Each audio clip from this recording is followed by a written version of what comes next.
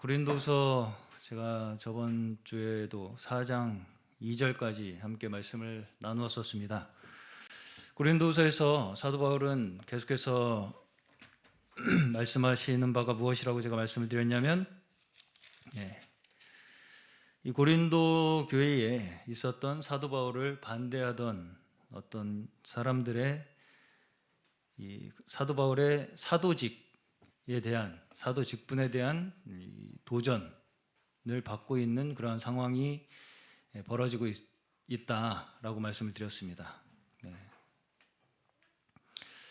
자, 이걸 다시 말하면 지금 바울에게 있는 어떤 외적인 증거, 또 바울의 어떤 능력, 심지어 외적인 업적, 조건 이런 것으로 보았을 때 사람들의 눈에 그가 사도라는 것이 그렇게 명확하게 확인되지 않고 있다는 것입니다. 자, 그럼에도 불구하고 제가 저번 주에도 뭐라고 말씀을 드렸었냐면 사도 바울의 이 사도 직분에 대한 증명을 사도 바울은 어떤 자신의 조건, 자신의 어떤 권한을 앞세워서 증명하고자 하는 것이 아니라 복음 자체로 증명을 하려고 하고 있다는 것을 말씀드렸습니다. 자, 말하자면 이때 당시에 이 고린도 교회에는 사도 바울에게 당신이 진짜 사도라면 증거를 보여라 라는 그런 사람들이 있었던 것 같습니다. 그런데 오늘 말씀을 봤을 때 어떤 시비거리도 또 있었던 것 같냐면 당신의 가르침이 스스로 진짜 그렇게 복음이라고 자신한다면 왜 그러면 사람들이 그렇게 받아들이지 않느냐 라는 공격도 있었던 것 같아요. 그것도 하나의 시비거리였던 것 같습니다. 3절에 보시면 우리의 복음이 가려져 있다면 그것은 멸망하는 자들에게 가려있는 것입니다 라는 변호를 한다는 것은 왜 사람들이 보기에 왜 당신이 그렇게 진짜 복음을 전한다면 그렇게 당신의 말을 받아들이지 않고 듣지 않는 사람들이 생기느냐라는 그런 시비를 걸고 있었다는 것을 알 수가 있다는 것이죠. 당신의 가르침이 복음이라고 하면서 왜 이렇게 교회가 어지럽냐, 한마디로 이런 말입니다. 그런 시비예요. 고린도 교회가 어지럽잖아요. 지금 나 잘났다 너 잘났다 하면서 왜 이런 상황이 벌어지냐, 당신의 말 전하는 말이 복음이라면. 그렇죠? 그리고 이제 그런 어떤 사람들의 이 공격에 대해서 바울은 뭐라고 지금 대답을 하고 있냐면 복음을 깨닫지 못하는 자들이 있다면 그것은 그들이 멸망하는 자들이기 때문이다. 그렇기 때문에 가려져 있는 것이다. 이렇게 대답을 하고 있습니다. 그러면서 세상의 신이 그들의 마음을 어둡게 해서 복음의 빛을 가리고 있다. 이렇게 설명을 하고 있죠. 자, 여기서 말하는 세상의 신이 무엇이겠습니까? 자, 이것은 계속해서 사실은 같은 맥락에서 이어지는 말씀입니다. 3장에서 이야기하는 모세의 수건. 그 수건으로 얼굴을 덮은 채로 결국은 무엇을 구한다는 것입니까? 자기의 영광. 자기 자신의 영광만을 구하는 그러한 마음들, 그러한 것들이 다 세상의 신이라는 거예요. 세상의 신이 우리의 눈을 어둡게 해서 복음의 빛을 가리고 있다. 가리고 있다. 가린다는 이 표현이 계속해서 나오는 거예요. 계속 수건에서부터. 그렇죠? 세상의 신이 가리고 있고 수건이 가리고 있고 다 같은 의미로 지금 사도 바울이 표현을 하고 있는 것입니다. 그런데 그 세상의 영광에 무엇까지 포함된다는 것입니까? 여기서 지금 내가 전하는 복음이 진짜라는 증명을 하는 데 있어서, 내가 전하는 복음이 진짜라고 하는 그 증명을 하는 데 있어서 뭐까지 사람들은 그 근거를 대려고 한다는 거예요? 내 말을 얼마나 많은 사람들이 잘 받아들이는가, 이걸 가지고 증명을 하는 것까지도 사도 바울은 뭐라고 말씀하는 거예요?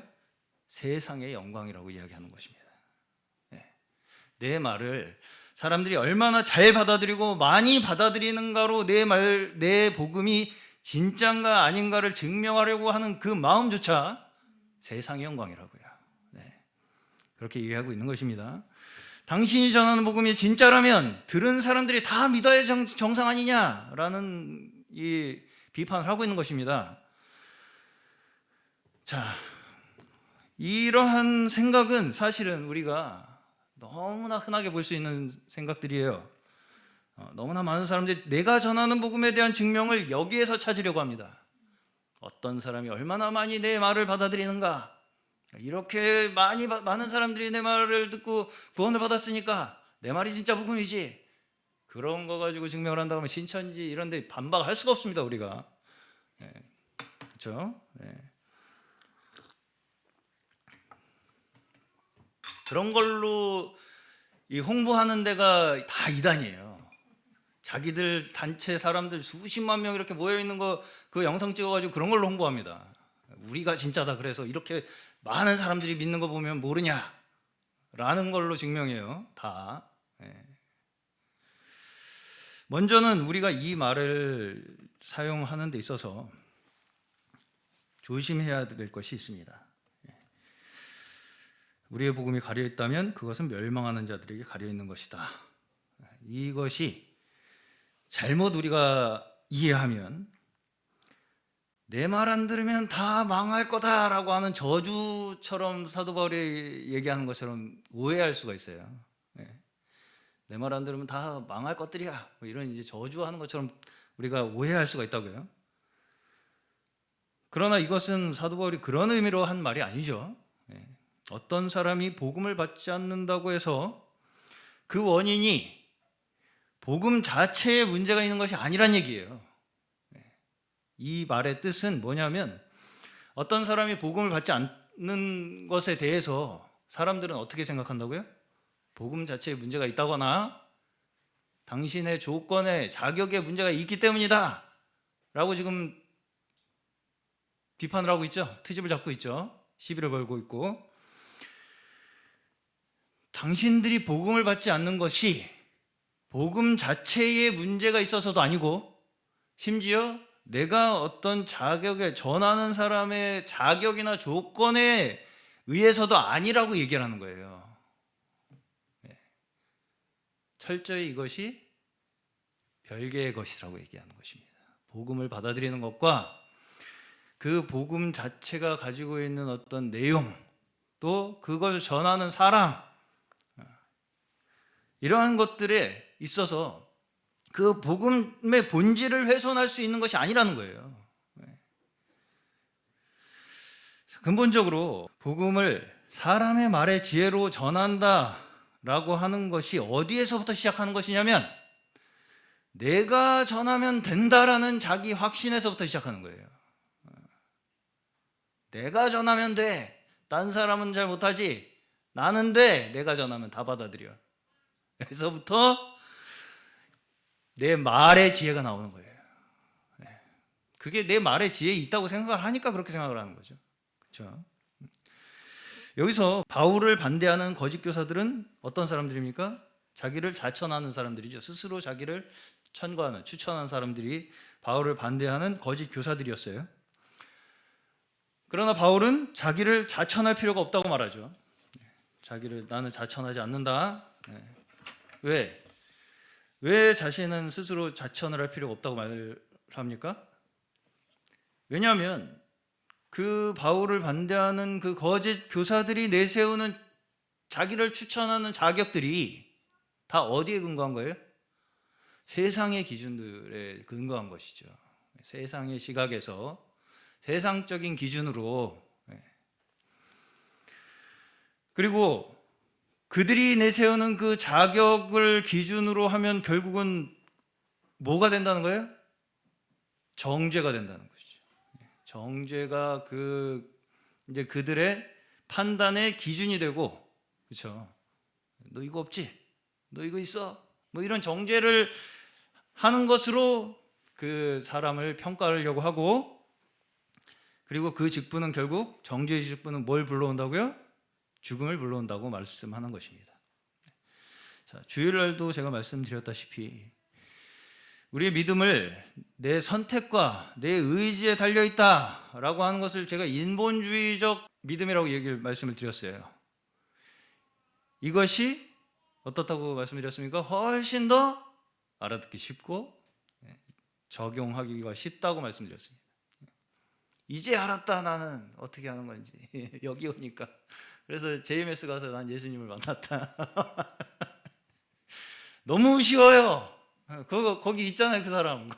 JMS. 그 사람이 예수야. 그냥 딱 있어, 그냥 예수가 거기. 얼마나 쉽습니까? 쉽죠. 그 사람이 예수라고 믿기만 하면 끝나는 거예요. 그렇죠? 더 이상 갈등할 게 없습니다. 거기만 가면 예수님이 있으니까. 그래서 이단에 그렇게 사람이 많은 겁니다. 쉬워서. 받아들이기 너무 쉽거든요. 눈에 보이거든요. 그냥 딱. 그냥 눈에 보여 딱. 저 사람 예수래. 그렇게 믿으면 끝난대. 얼마나 쉽습니까? 정말. 하필 한국에 어디 그 충청 어디에 있다는데 어쨌든 왜 우리 교회는 이렇게 사람이 없나? 이런 걸로 아직도 우리의 복음의 진정성을 따지려고 하신다면 그 전에 먼저 내 마음에 복음의 빛이 있는가를 고민해 보셔야 할 것입니다. 그렇죠? 자, 고린도전서 13장에 보시면 사랑장이라고 하죠. 사랑장에서 이제 사랑에 대해서 설명을 하실 때 거기에서 이제 한 가지 사랑의 조건이 있습니다. 한 가지 그 사랑의 조건이 무엇이냐? 무례히 행하지 않는다라는 게 있어요. 그렇죠? 자, 제가 이 말씀 고린도전서 나누면서도 말씀드린 내용이었지만 13장은 사랑장이라고 불리우지만 그 결국은 전체 내용은 은사에 대해서 설명하는 내용이에요. 은사에 대해서 설명하는 내용이었습니다. 당시에 이제 고린도 교회 내에서 서로 은사를 가지고 네 잘났네 내 잘났네 하면서 서로 그냥 옥신각신하는 그걸로 이제 싸우고 있었던 그 상황 속에서 사도 바울이 그 교회에 뭐라고 이제 가르치고 있는 것입니까? 그 은사가 진짜 너희가 성령께서 너희에게 주신 목적대로 사용되기 위해서는 거기에 뭐가 있어야 된다는 것입니까? 사랑이 있어야 된다. 이것을 이제 말씀을 하시기 위해서 쓰여진 게 그 고린도전서 13장의 사랑장이에요. 네. 자, 은사가 헬라어로 뭐라고 하는지 아십니까? 카리스마라고 합니다. 카리스마 좋죠. 어때요? 우리가 카리스마 하면은 뭔가 막 확 휘어잡는 뭔가 이런 게 이제 느껴지잖아요. 근데 이제 주로 어떤 경우에 무례해집니까? 카리스마가 강할수록 무례해져요. 카리스마 강한 데가 어디예요? 무당집 가면 강하죠. 무당집 가면 카리스마가 아주 장렬을 합니다. 들어가자마자 어떻게 대뜸 너 오늘 무슨 일 있었지? 반말부터 딱 제압하고 시작합니다. 그렇죠? 거기다 이제 신이라도 들어오면 그냥 온갖 욕설 막 섞어가면서 이제 막 찍어 누르죠. 이게 교회도 마찬가지라는 거예요. 무당만 그런 게 아니라 특히 목사님들이 이 함정에 잘 빠지는 것을 제가 종종 보고는 하는데 요새 이제 성함을 말씀드리긴 좀 그렇고 정치 활동으로 유명하신 목사님이 한 분 계신데 입이 아주 걸걸하신 걸로 유명하죠. 그분이야말로 사람들이 저분은 그러니까 그분을 추종하시는 분들은 그렇게 생각하실 거예요. 저분은 엄청난 대단한 은사를 가지신 분이야. 그렇죠. 네. 그래서 그 자신이 가진 강력한 은사로 서열을 세웁니다. 쫙 체계를 세워서 자신이 이제 그 은사적 우위에 서려고 하죠. 보통 은사를 가졌다고 하면 꼭 그렇게 나타나요. 대체적으로. 자, 다윗의 사건을 좀 한번 살펴보겠습니다. 다윗이라고 얘기하면 우리가 성경에서 굉장히 큰 하나의 인물로 우리가 생각을 많이 하죠. 그런데 이 다윗도 큰 실수를 하는 것이 나옵니다. 다 아시다시피 밧세바 사건 그리고 인구조사 사건 이런 것들이 다윗이 범한 하나의 이제 큰 실수들인데 이 사건들이 언제 벌어지느냐? 스스로의 능력이 증명된 것처럼 스스로 느끼는 그 순간에 벌어지는 거예요. 이제 난 됐다라고 하는 그 순간에 그러한 일이 벌어진다고요. 자, 우리가 다윗을 볼 때 유명한 사건이 뭔가요? 다윗하면 따라오는 이름? 골리앗이죠. 골리앗. 그리고 골리앗을 물맷돌로 때려 눕히는 게 가장 다윗하면은 먼저 떠오르는 거 아니겠습니까? 그리고 이제 사울에게 쫓기고 있던 상황에 그 사울을 죽일 기회가 있었음에도 불구하고 하나님의 기름 부은 자를 나는 해칠 수 없다라고 하면서 죽이지 않은 그러한 행동, 이런 것들이 이제 다윗의 뭔가 굉장히 고귀한 성품을 우리가 이제 나타내는 것처럼 그렇게 이제 많이 생각을 합니다. 그렇죠? 그런데 우리가 여기서 한 번 더 생각해 봐야 될 부분이 있어요. 앞에서 그 다윗이 보인 성품들, 용맹하고 뭔가 선을 추구하고 하는 이러한 성품과 상반된 일이 그 앞에 있습니까? 후에 있습니까? 후에 있죠. 그 이후에 그렇게 끔찍한 범죄를 저지른다는 것입니다. 남의 아내를 뺏기 위해서 그 남편, 그것도 자기의 충성스러운 부하를 죽여요. 극악무도한 범죄죠. 자, 이걸 우리가 다윗이 처음에는 좋았는데 나중에 좀 방심해서 그렇다고만 말할 수 있겠습니까? 그렇게만 우리가 과연 말할 수 있을까요? 자, 이 문제를 우리가 조금 더 깊이 생각해 봤을 때 과연 그의 그런 행동들이 오직 하나님만을 위한 것이었을까? 이건 우리가 한번 생각해 봐야 할 문제라는 것입니다. 물론 그 행동 속에는 하나님에 대한 믿음이 있었던 것은 사실입니다. 그럼에도 불구하고 동시에 거기에 무엇이 있었다고밖에 말할 수가 없냐면 골리앗을 때려눕힌 나, 선을 행하는 나는 이렇게 사울에게 쫓기고 있음에도 죽이지 않는다 라는 자기의 의의가 거기에 섞여 있었기 때문에 결국 그의 그런 마음이 스스로에 대한 확신으로 발전을 하고 결국 그러한 끔찍한 범죄를 저지르게 되는 결과로 나타났다라고 우리가 볼 수 있다는 거예요. 이걸 어디서 우리가 볼 수 있냐? 밧세바 사건 이후로 지은 시가 시편 51편입니다. 제가 읽어드릴게요. 주께서는 그 뒤에 두 구절입니다. 주께서는 제사를 기뻐하지 아니하시나니 그렇지 아니하면 내가 드렸을 것이라. 주는 번제를 기뻐하지 아니하시나이다. 하나님께서 구하시는 제사는 상한 심령이라. 하나님이여 상하고 동의하는 마음을 주께서 멸시하지 아니하시리이다. 자, 여기서 다윗이 무엇을 깨달았습니까? 주께서 제사를 기뻐하지 않는다는 것을 깨닫죠. 이때 당시에 이스라엘에게 있어서 제사는 그들의 신앙의 핵심이었습니다. 이것을 제사를 하지 않는다는 것은 하나님을 믿는 신앙을 포기하는 것과 같은 의미였어요, 이들에게. 그럼에도 불구하고 다윗은 하나님은 제사를 기뻐하지 아니하신다라고 고백을 하고 있다고요. 그렇죠? 자, 다시 말해서 이제까지는 어떻게 생각하고 있었다는 것이냐면 자기가 제사 잘못하면 그냥 제사 드리면 되지. 그렇죠? 다시 말해서 더 이걸 본질적으로 얘기를 하면 내가 그냥 뭐 해다 갖다 바치면 되지 하면서 내 할 일을 다 했다고 생각하고 있었다는 거예요.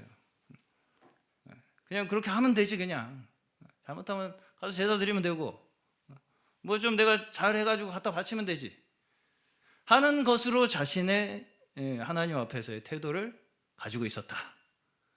이걸 내가 오해하고 있었다라는 고백이라고요. 여기에서 다윗은 이제까지 자신이 옳다고 생각하고 행했던 그 모든 자신의 행동들 속에도 여전히 뭐가 있었다는 것을 깨달은 거예요? 나를 증명하기 위한 것들이 있었다는 것을 깨닫고 고백하고 있는 거예요. 내가 하나님 앞에서 심지어 옳다고 생각하면서 행했던 그 모든 행동들 속에도 여전히 나를 위해서, 나를 증명하기 위해서, 내 스스로의 자격을, 조건을 갖추기 위해서 행했던 것들이 있었다는 것을 고백하고 있는 거라고요. 제사를 기뻐하지 않으신다는 고백이 그런 의미라고요. 하나님께서는 다윗의 그 모든 숨은 일까지 모두 벗겨내버리기를 원하시는 것입니다. 숨은 부끄러운 일이 앞에 나오죠. 4장 2절에. 그 속에, 우리 속에 있는 모든 숨은 부끄러운 일들까지 다 뽑아내 버리길 원하신다고요. 하나님께서는.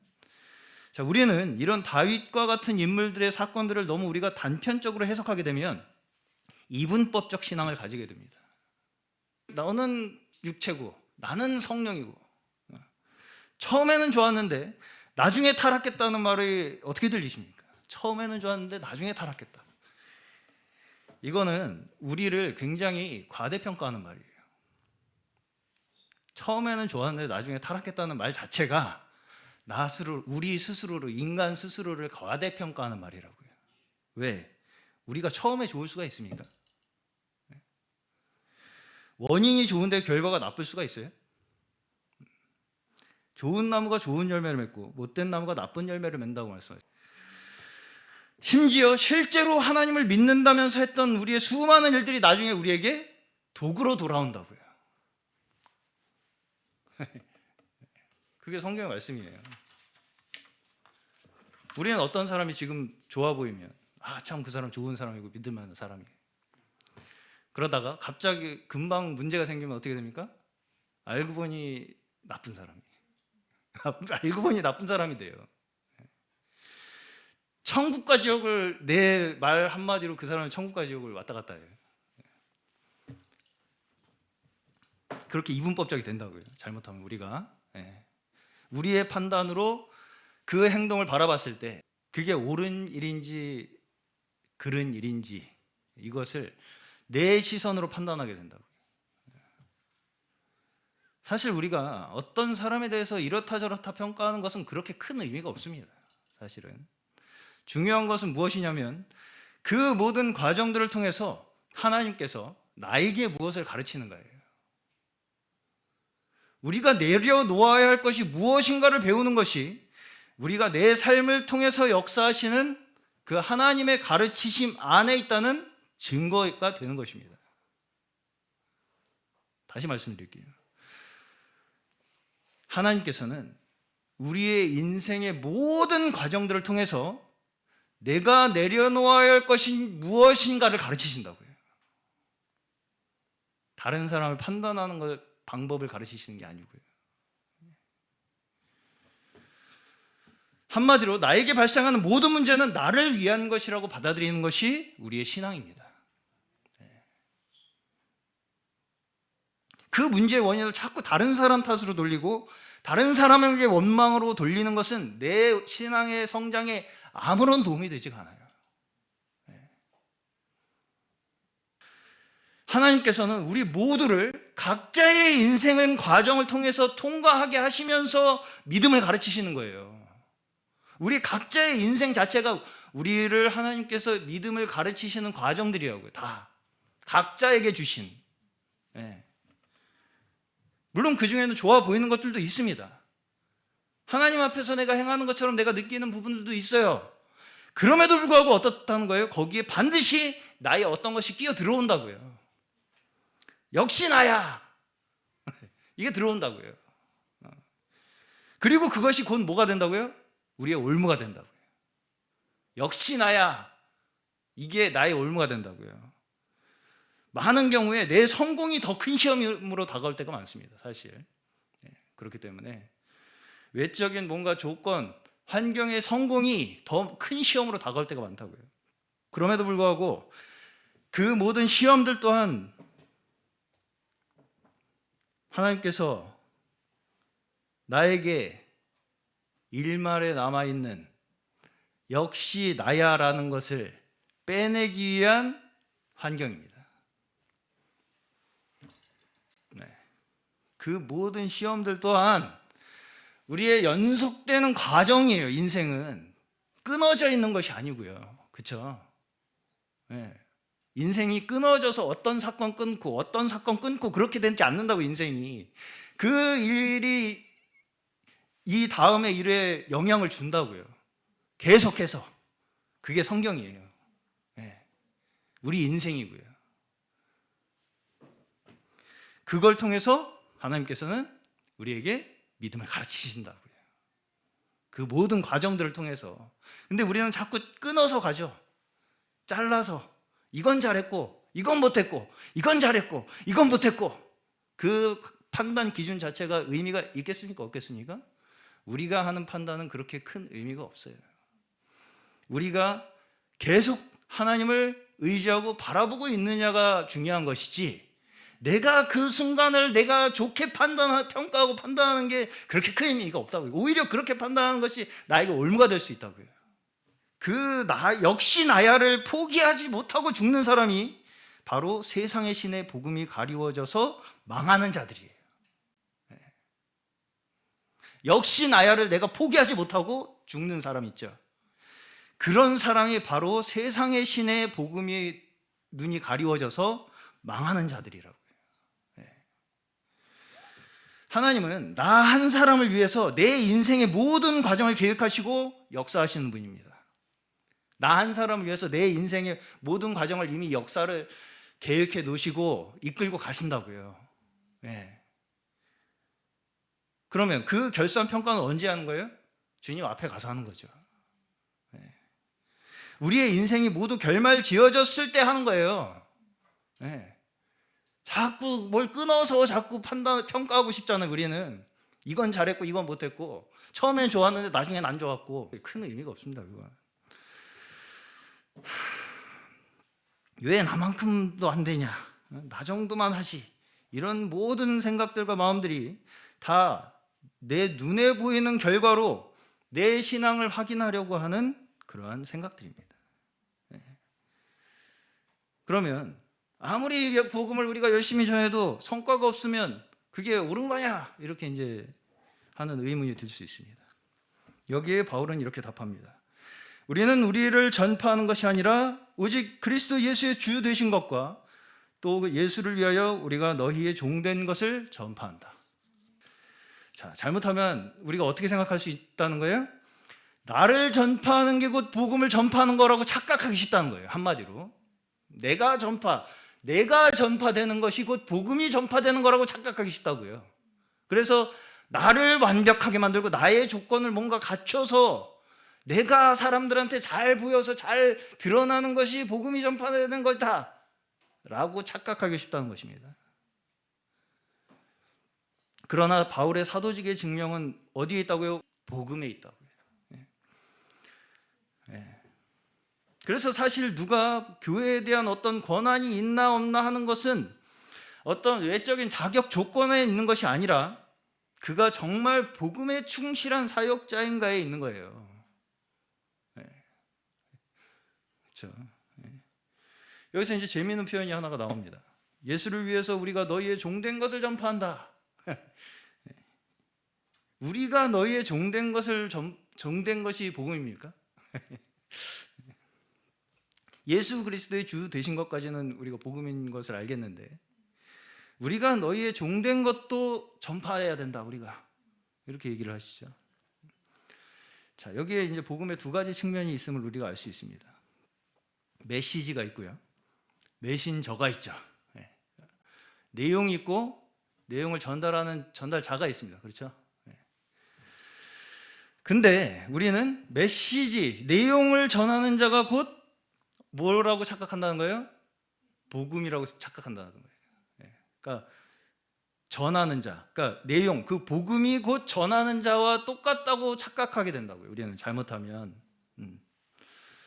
사실 여기 거짓 교사들이 바로 그런 사람들이었어요. 성도들이 믿음을 주관하고, 그렇죠? 이래야 된다, 저래야 된다. 니네 이러면 안 돼, 저러면 안 돼. 정죄의 직분, 그렇죠? 바울 저러면 안 돼. 저기서 사역자 저게 뭐 이런 이제 그런 정죄의 일을 하는 것으로 자기들의 전하는 것이 진짜 복음이다라고 하는 것으로 자신들을 증명하고 있잖아요. 거짓 교사들이. 그것으로 그 성도들의 믿음을 주관하고 있잖아요. 종입니까? 주인입니까? 주인이죠. 이들은 그렇기 때문에 교회 성도들의 주인 노릇을 하고 있어요. 정죄함으로써, 그렇죠? 지적하는 것으로 주인 노릇을 하고 있다고요. 이 자체가 복음을 가지고 내가 어떻게 사람들에게 잘 이렇게 만들어서 이해하기 쉽고 받아들이기 쉽게 이렇게 만들어 줄 수 있을 거라고. 내가 복음을 이 사람들한테 이해할 수 있고 내가 이 사람을 복음을 받아들일 수, 영접할 수 있게 만들 수 있을 거다라고 하는 태도라고요. 그런데 복음의 주인은 누구라고요? 예수 그리스도시죠. 착각이에요. 그러니까 복음을 내가 어떻게 해서 사람들에게 만들어 줄 수 있을 거라고 하는 그 생각 자체가 착각이라고요. 그게 거짓 교사들의 태도라고요. 진정 복음을 전하는 자는 그 전하는 방법에서부터 복음의 원칙에 의해 전파되는 거예요. 그렇죠? 그러한 전하는 자의 태도는 결단코 주인과 같은 태도를 취할 수 없다는 것입니다. 종의 태도를 취할 수밖에 없다는 거예요. 복음의 원칙이 무엇입니까? 그것이 이제 7절부터 하는 이야기입니다. 하나님이 복음이라는 내용을 어디에 담으셨다고요? 질그릇에. 그렇죠? 네. 하나님이 복음이라는 보물을 전달하는 하나의 방식이 있는데 그게 뭐냐면 질그릇에 담아서 전달한다는 것입니다. 왜 근데 질그릇이냐고. 보석 상자나 좀 안전 인증 마크 박힌 뭐 그런 고급 금고나 뭐 수정 그릇이나 이런 데다가 하면은 사람들이 더 좋아할 텐데 왜 하필 질그릇이냐? 왜 질그릇입니까? 그 이유가 뭐예요? 복음의 능력이 우리에게서 나는 것이 아니라 하나님에게서 남을 알게 하기 위해서다. 이렇게 이야기하시죠. 네. 그렇죠? 그렇죠? 네. 그렇기 때문에 우리가 우겨싸움을 당할 수도 있고 답답한 일을 당할 수도 있고 박해를 받을 수도 있고 거꾸로 뜨림을 당할 수도 있어요. 질그릇이라서. 고급 금고면은 안 당해요, 그런 일. 그렇죠? 네. 보석 상자면 안 당한다고요. 그런 일 당할 필요가 없다고요. 사람들이 떠받들어 주니까 다. 질그릇이라서 우리는 그런 환난을 당하는 거예요. 고난을 당하고. 그렇죠? 근데 복음은 거기에 그런 환경 속에서 어떻게 이긴다고요? 내가 막 힘으로 이겨요? 내 능력이나 자격 조건으로 이겨요? 그렇게 이기는 것이 아니라 복음 자체가 우리에게 그런 환경에서 이겨나갈 수 있는 능력을 주신다는 것입니다. 복음 자체가. 그리스도가 우리를 위하여 십자가에서 죽으신 그 복음의 능력 자체가 우리를 그러한 고난에서 이길 수 있는 능력을 주신다고요. 내가 내 힘으로 그러한 환경을 극복하고 쳐 부셔서 이기는 것이 아니고요. 그건 세상의 방법입니다. 우리는 복음을 전하기 위해서 내가 뭔가 증명되어야 된다고 자꾸 생각합니다. 그래서 어려움이 발생하면 쉽게 낙심하고 자꾸 누구 탓으로 돌리려고 해요. 이 복음을 전하는 데 있어서 어려움이 발생하면 자꾸 그렇게 된다고요. 우리가 안 되면 자꾸 쉽게 낙심해요. 아, 왜 안 되지? 그리고 자꾸 쟤네들이 문제야. 뭐 이런 식으로 이제 간다고요. 그리고 이제 누가 나 공격하면 머리를 한 움큼 쥐어 뜯어야 직성이 풀립니다. 그렇죠? 머리터 한번 쥐어 뜯어야 돼요. 한번 공격 당하면. 그럼에도 불구하고 복음은 내가 승부를 내는 것입니까? 아닙니까? 복음이 아니죠. 내가 이기는 게 복음이 이기는 게 아니라고요. 내 승리가 곧 복음의 승리가 아니라고요. 그럼 예수 그리스도께서 십자가에 죽으실 필요가 없으시죠. 지면 잠이 안 오고 끝까지 그냥 머리털을 한번 저 뜯어야 내가 이 직성이 풀릴 텐데 이 분이 안 풀려가지고 이게. 그렇게 해서 복음이 전파되는 게 아니라고요. 자, 지금 바울은 변덕으로 비난을 받고 있습니다. 그렇죠? 왜 온다고 해놓고 안 오냐? 자, 우리 같으면 내가 언제 꼭 간다고 했냐? 너 뭐 녹음한 거 있어? 증거 있어? 발뺌을 하려고 한다던가. 니들이 그따구로 하니까 내가 안 가는 거지. 싸가지 없는 것들이. 그런 식으로 꼭 상대편 책임으로 돌리려고 한다고. 우리가 그런 문제 상황이 발생했을 때 왜 온다고 해놓고 안 와? 그러면 내가 언제 간다고 그랬어? 그냥 가볼까? 했지. 라든지 니들이 그따구로 싸가지 없이 하니까 내가 안 가는 거야 라는 식으로 간다고요. 그러나 바울은 어때요?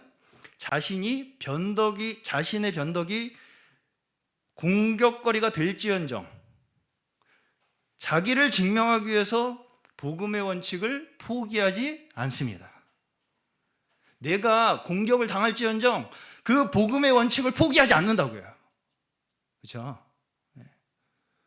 내가 못났건 잘났건 내가 전한 복음은 예수 그리스도가 너희를 위해 죽으셨다는 그 사실만큼은 잊지 말아달라는 바울의 간곡한 호소입니다. 그렇죠? 내가 잘났건 못났건 내가 변덕을 부렸건 안 부렸건 그거는 둘째 문제로 생각하고, 그럼에도 불구하고 내가 너희에게 전한 그 예수 그리스도가 너희를 위해서 죽으셨다는 그 사실만큼은 제발 잊지 말아달라는 거예요. 뒤에 11장에서는 자신이 얼마나 고생을 많이 했는가를 설명하면서 자신의 사도됨을 증명하고 있습니다. 사도 바울이 11장에 보시면 이 부분에서 우리가 자칫 오해하면 사도 바울이 마치 성도들에게 내가 고난받은 거에 비하면 너희는 아무것도 아니면서 징징거리지 마 좀, 이런 식으로 얘기하는 것처럼 들을 수가 있어요.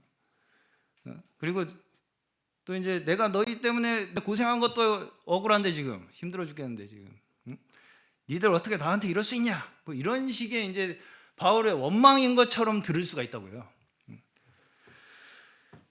그래서 이제 자신이 그렇게 애를 쓴 것에 대해서 인정을 받고 싶어 하는 것처럼 우리가 잘못하면 생각할 수가 있습니다. 그러나 바울이 지금 여기서 자신을 설명하고 있는 모든 초점이 무엇이냐? 내가 이렇게 고생을 했으니까 나 좀 알아달라는 게 아니라 내가 복음 때문에 이렇게 고생을 받았다는 거예요. 복음 때문에 그렇게 당할 수밖에 없었다는 것을 이야기하는 것입니다. 그렇죠? 복음 아니었으면 나도 자랑할 거 많다, 그렇게 말해요. 실제로 거기 보시면 복음이 아니었으면 나도 그런 고생 안 해. 복음이니까 내가 그렇게 한 거야. 복음 때문에 그 복음의 원칙이 나를 그렇게 하게끔 만들었어. 이죠? 그렇죠?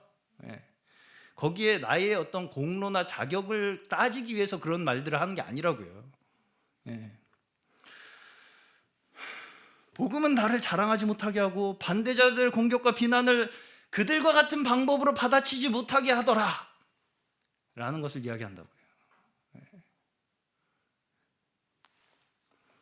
예수님을 따르던 제자들도 결국 이 지점에서 모두 시험에 들었습니다. 우리를 해방시키고 이스라엘을 강력한 나라로 만들어줄 왕으로 예수님을 생각했음에도 불구하고 예수님은 결국 어떻게 되셨어요? 십자가에서 죽으셨죠. 그러니까 다 낙심하고 숨어버립니다. 그 기대가 꺾여버렸어요. 우리를 강력하게 이끌어줄 메시아, 이 기대를 꺾어버렸어요. 자, 우리도 그렇습니다. 하나님을 믿으면 뭔가 우리가 강력한 하나님의 능력에 의해서 세상이 막 우리만 보면 벌벌 떨고 막 그냥 막, 그렇죠? 그랬으면 좋겠죠. 막 아무도 나를 못 건드렸으면 좋겠고, 막 아무도 나를 넘보지 못하게 해서 복음이 전파될 때 그냥 내가 말 한마디 하면 쫙 그냥 막 사람들이 막 무릎 꿇고 막 회개 눈물 막 철철 흘리고 막 그걸 기대하죠. 근데 하나님이 하시는 일은 그와 정반대로 일어난다는 거예요. 하나님의 하시는 일은 그와 정반대로 일어난다고요. 그렇죠? 우리의 성공으로 복음을 전하지 않으신다고요. 하나님의 복음의 원칙은, 이해하시죠? 우리의 성공으로 전하시는 게 아니에요. 예수님의 성공으로 전하지 않으시죠? 우리도 질그릇이죠. 우리가 떠받들여져서 복음이 전해지는 게 아니라고요. 아시겠습니까? 좀 의기가 소침해지시긴 하시겠지만 이것이 말씀이에요.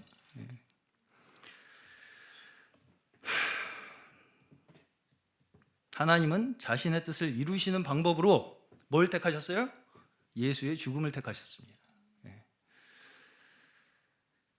그리고 그 복음의 원칙, 예수께서 죽으심으로 하나님의 영광을 이루신 그 복음의 원칙이 어디에까지 지금 미쳐지고 있는 거예요? 우리의 삶에까지. 그 복음의 원칙이 예수를 믿는 우리에게까지 적용되어서 그 복음이 완성되고 있는 거예요. 우리도 사실은 다 희생 양들이에요. 그래서 예수와 같은 몸이잖아요. 그리스도의 몸. 그럼 그리스도께서 희생양으로 돌아가셨으면 우리가 그리스도 안에 있을 때 우리도 사실은 복음을 위해서 희생당하는 자들이라고요. 십자가 위에서. 그 삶을 살아나가는 것으로 우리가 복음을 증거하는 것이 우리의 첫 번째 그리스도인으로서의 모습이라는 것입니다. 근본적으로 내 연약함이 복음의 본질을 결코 흐릴 수 없습니다. 오히려 복음을 변질시키는 것은 복음을 내 힘으로, 내 능력으로 자꾸 증명하려는 데 있어요. 그게 복음을 더 많이 변질시켜요. 내 연약함으로 복음이 변질되는 것이 아니고요. 그렇죠? 복음은 어떤 활동이나 업적이 아닙니다. 먼저 내가 그 복음의 원칙에 의한 존재가 되어야 합니다. 그만큼 하나님께서 일하실 수 있는 거예요. 내가 얼마나 복음에 입각한 삶에 의해서 살아나가고 있는가에 의해 하나님께서는 내 삶을 통해서 일해 나가신다고요. 내가 아무리 활동이나 업적을 쌓겠다고 복음 전도한다고 열심히 하시는 분들을 제가 탓하는 것은 아니지만, 그렇게 아무리 한다고 해도 거기에 이런 나, 역시 나야, 그것이 내 마음속에 사라지지 않는다면 그것은 복음을 흐리고 혼잡시킬 수 있는 가능성이 거기에 항상 도사리고 있다. 이것을 우리가 주의해야 합니다. 마지막 6절입니다. 어둠 속에 빛이 비쳐라 하고 하신 말씀에서, 하나님의 말씀에서 우리의 마음속을 비추셔서 예수 그리스도의 얼굴에 나타난 하나님의 영광을 아는 지식의 빛을 우리에게 주셨습니다. 자, 여기서 복음을 뭐라고 설명합니까? 창조의 사건으로 설명하죠. 복음은 창조라는 거예요. 어떤 창조?